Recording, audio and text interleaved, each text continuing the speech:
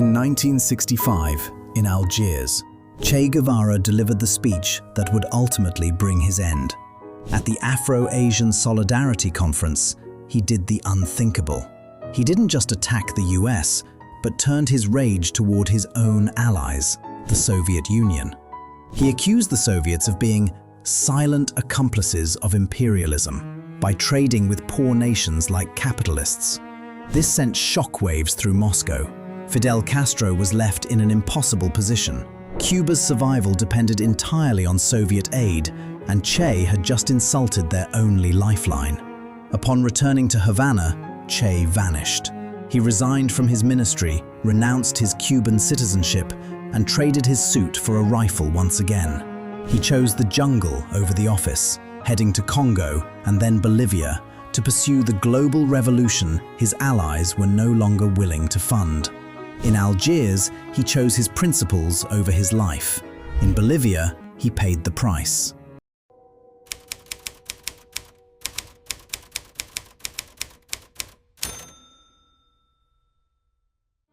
When Che touched down in Havana, a stone-faced Fidel Castro was waiting for him at the airport.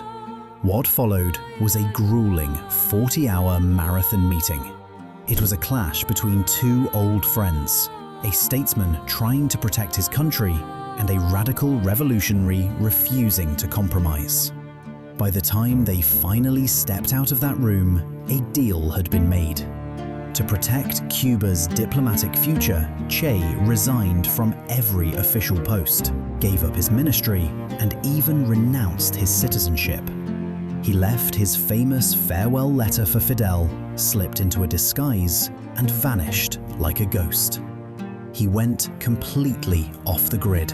For months, no one heard a word from him, until he suddenly resurfaced, deep in the jungles of the Congo.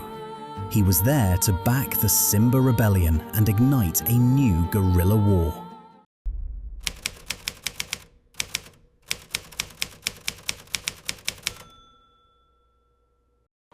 He expected a coordinated guerrilla army to fight alongside him, but found utter chaos. Rebel leaders stayed in comfortable hotels across the border, leaving untrained fighters behind. Isolated by language barriers and plagued by asthma and malaria, Che's health rapidly deteriorated. After 7 months of painful defeats, he opened his private diary with a devastating line. "This is the history of a failure." Evacuated in secret, Che now saw himself as a man without a country. He couldn't simply return to Cuba because he refused to abandon the idea of global revolution. Instead, he turned his sights toward Bolivia. This would be his last stand.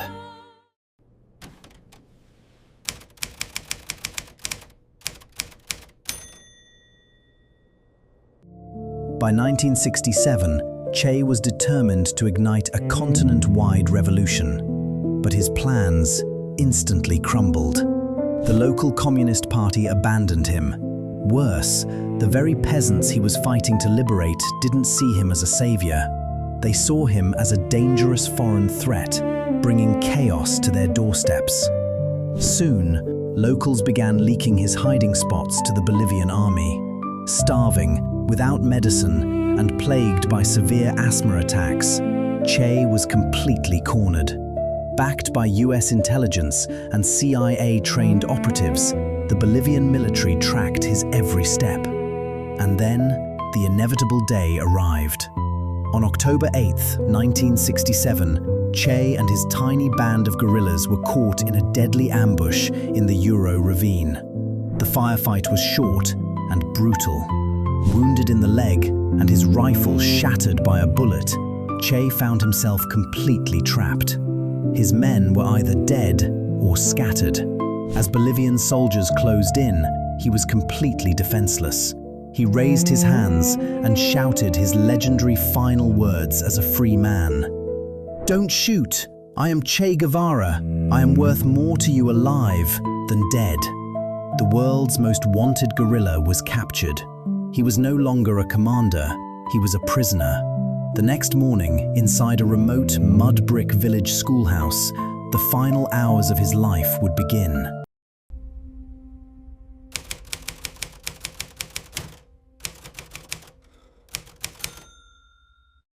Years later, the executioner himself would finally confess what really happened in those final, suffocating seconds.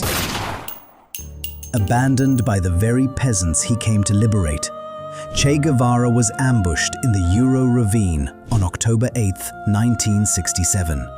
Wounded and captured, he was held inside a derelict mud brick schoolhouse in the remote village of La Higuera. The Bolivian military, working in lockstep with US intelligence, had already decided his fate. Che was never meant to leave that room alive. The next day, Sergeant Mario Terán stepped inside. Decades later, Terán would admit that facing the legendary revolutionary made him freeze. He was trembling, paralyzed by the sheer gravity of the man before him. Seeing his executioner fall apart, Che looked him dead in the eye and uttered his final, hauntingly stoic words. "Calm down and aim well. You are only going to kill a man." Terán did as he was told. 9 bullets ended the life of Che Guevara. In that dirt floor classroom, the man died, but a global myth was born.